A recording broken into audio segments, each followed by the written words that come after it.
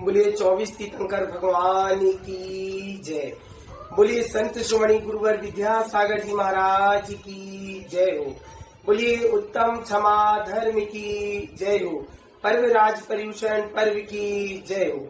बंधुओं, जैसा कि विदित है, मेरी आज जो भी भगवान और प्रभु की और गुरु की दी गई वाणी को स्मरण कर रहा है, तो मैं उन सब जीवों से सबसे पहले हाथ जोड़कर आज उत्तम क्षमा के दिन उन लोगों से सबसे उत्तम क्षमा मांगता हूँ, सबसे क्षमा मांगता हूँ। और बंधुओं, आज मैं ये कहना चाहता हूँ कि आज मैं बहुत बड़े बड़े शास्त्रों की बात ना करते हुए, बहुत बड़े बड़े ग्रंथों की बात ना करते हुए, मैं व्यवहार में किस तरीके से उत्तम क्षमा अपनाया जाता है उसके बारे में आपके सामने कुछ थोड़ा सा प्रभु की वाणी को रखना चाहता हूँ कि गुरुओं ने क्या कहा है। बंधुओं, मैं ये कहना चाहूंगा, आज उत्तम क्षमा धर्म, क्षमा किसे कहते हैं? सुना है कि होली का जो पर्व आता है वह रंगों से खेलने के लिए आता है। जो दीपावली का पर्व आता है वह भगवान महावीर के निर्वाण की पूजा करने के लिए आया करता है। और जो सूर्य पंचमी पर्व आता है, जिनमानी माँ की सेवा करने का पर्व आता है। अक्षय तृतीया पर्व आता है, वह अक्षय दान करने का महान पर्व आता है। लेकिन बंधुओं, इस भारत देश में ऐसा भी एक त्योहार है जहाँ पर गलतियां होने पर क्षमा मांग करके धर्म मनाया जाता है। कितना महान पर्व है, कितने हम भाग्यशाली हैं, कितने महान पुण्यशाली हैं जो जैनी कुल तो पाया, मनुष्य तन तो पाया और विद्यासागर जी महाराज के कुल में, विद्यासागर जी के समय में हमने जन्म लिया और हमें ऐसी वाणी सुनने मिल रही है। कितना महान है हमारा उत्तम क्षमा धर्म, ऐसा पर्व जो गलती होने पर क्षमा मांगने वाला पर्व। ऐसा कभी सुना है बंधुओं? जीवन में कभी ऐसा पर्व होता है? लेकिन हाँ, वो होता है उत्तम क्षमा धर्म। तो बस मैं आपसे यही कहना चाहता हूँ कि जीवन में क्षमा जरूर अपनाना चाहिए। क्षमा मांगने वाला महान पुण्यशाली जीव और महान बड़ा जीव होता है। ये मत सोचना कि कभी कभी हम व्यवहार में ये चीज सोच लेते हैं कि देखो उसने गलती की है, मैं क्षमा क्यों मांगू, उसने गलती की है, मैं क्षमा क्यों मांगू। अरे मेरे भाइयों, यदि सामने वाले ने गलती की है तो आपको क्षमा मांगने में ही हमारी महानता है। यदि उसने गलती की है और हम क्षमा ना मांगे तो उसमें महानता हमारी कहाँ है? तो कहते हैं बंधु, महानता वही प्रकट होती है जहाँ किसी ने गलती की हो और हम उससे क्षमा मांगने जाते हैं। कुंद कुंद भगवान और हमारे गुरु ये भी कहते हैं कि क्षमा मांगने वाला व्यक्ति वीरों का आभूषण होता है। जो हमारा वैरी है, जो हमारा दुश्मन है, यदि वो हम उसके सामने जाते हैं और दोनों हाथ जोड़कर यदि हम उससे क्षमा मांगते हैं तो कहा जाता है उसके 10 भाव का पुण्य हमारी झोली में आ जाता है। तो इसलिए बंधु, वो क्षमा ना मांग पाए, आप पहले दौड़ लगा दो और उसके 10 भाव का पुण्य अपनी झोली में इकट्ठा कर लो।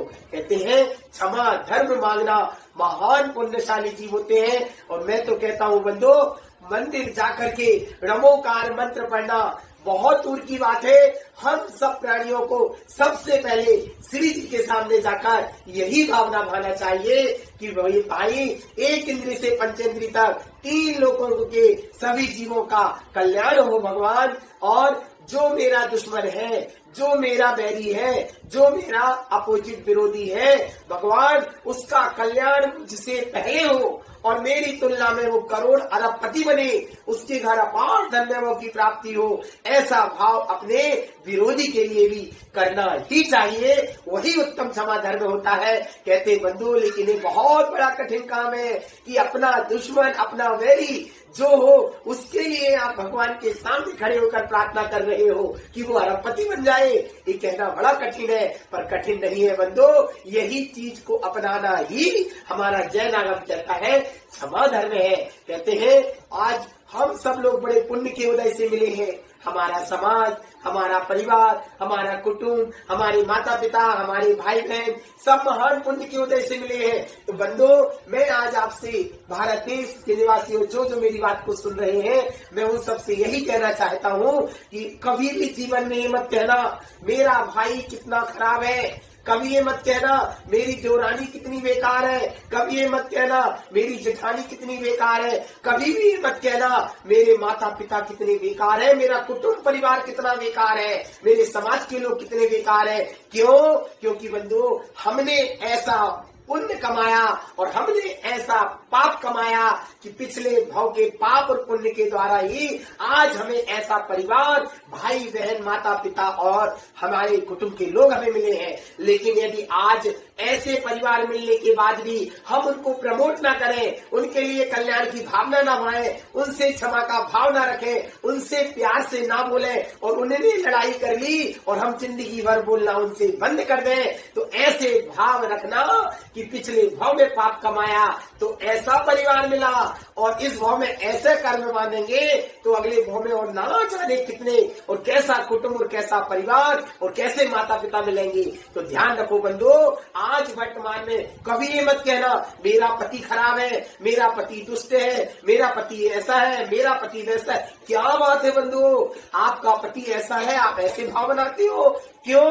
क्योंकि आज पिछले भाव में हमने पुण्य कमाया, इसलिए पाप कमाया, इसलिए आज हमें ऐसा पाप पुण्य को जैसे पति मिला और ऐसा पति आज मिल गया तो उस पति को स्वीकार करो, उसको स्वीकार करो, प्रमोट करो, हंसो, अच्छे भाव रखो और जो भी कष्ट आता उसको सहन करो। लेकिन बंधु वर्तमान पूर्व भाव में किया गया पाप के कारण आज हमें ऐसे पति की प्राप्ति हुई है और इस भाव में भी हम अपने पति के प्रति या परिवार वालों के प्रति गलत भाव बनाते हैं, क्षमा का भाव नहीं रखते हैं, तो अगले भाव में ना जाने और कैसा जीव प्राप्त होगा, कैसे पति और कैसे परिवार के लोग मिलेंगे।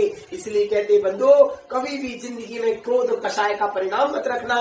कहते हैं कि जीवन में यदि आप सच्चा धर्म करने वाला व्यक्ति वो होता है कि आप खेतों में बैठकर, मंदिर में बैठकर पूजा तो सब कर लेंगे, लेकिन सच्चा धर्म वह है जो खेतों में भगवान ना हो वहां भी लोग भगवान का स्मरण करें। अरे शराबियों के साथ बैठ करके भी व्यक्ति अमृत का पान करे, वो सच्चा धर्म है। और रात्रि में चोरों के बीच में बैठ करके आप स्वाध्याय करो, वो सच्चा धर्म है। मुनियों और साधुओं को आहार देकर पुण्य कमा लोगे, ये तो कमा ही लोगे, लेकिन जहाँ साधु ना हो वहाँ बैठ के भी गुरुवर विद्यासागर और साधुओं का स्मरण करो, वही सच्चा धर्म है। तो आज पति बहुत अच्छा मिल रहा है, परिवार के लोग बहुत ही अच्छे मिल रहे हैं, तो हम भी अच्छे रह जाए तो ये तो कोई बड़ी बात नहीं, ये तो बहुत सिंपल थिंग्स है। सामने वाला जीव अच्छा मिला तो हम भी अच्छे हो गए, लेकिन सच्चा धर्म वह है कि सामने वाला जीव विकराल और हमसे अपोजिट भी मिल रहा है, हमसे बैर और दुश्मनी का भाव भी निभाए तो भी उसके सामने हम अच्छे रहे, तो वही सच्चा धर्म है।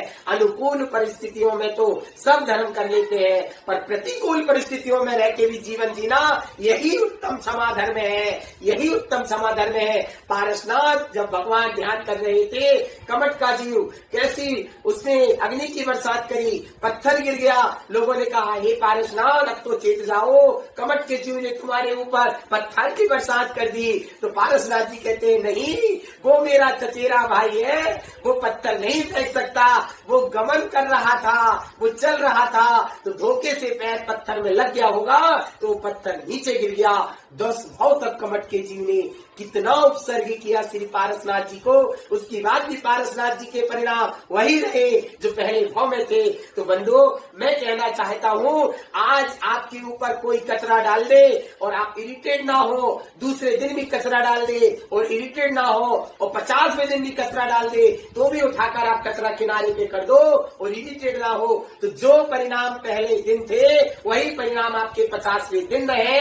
कचरा डालने के स्थिति के बाद भी, उसके बाद भी आपके परिणाम निर्मल रहे, तो समझो उत्तम क्षमा धर्म आपने अपनाया, वही उत्तम क्षमा धर्म कहलाता है। और बंधु मैं आप सब लोगों से जो मेरी वाणी सुन रहे हैं, मैं उन लोगों से ये कहना चाहूंगा, हम लोगों ने महान पुण्य कमाया है, इसलिए आज हमें इतने अच्छे परिवार के लोग, इतने कुटुंब समाज के लोग मिले हैं। बड़े पुण्य की वजह से ही अच्छे और बुरे लोग मिला करते हैं। यदि पुण्य का उदय होगा तो हमारा सत्संग भी अच्छे जीवों से होगा, और यदि पाप का उदय होगा तो वो जीव भी हमारे साथ अच्छा ना होकर बुराई करेगा।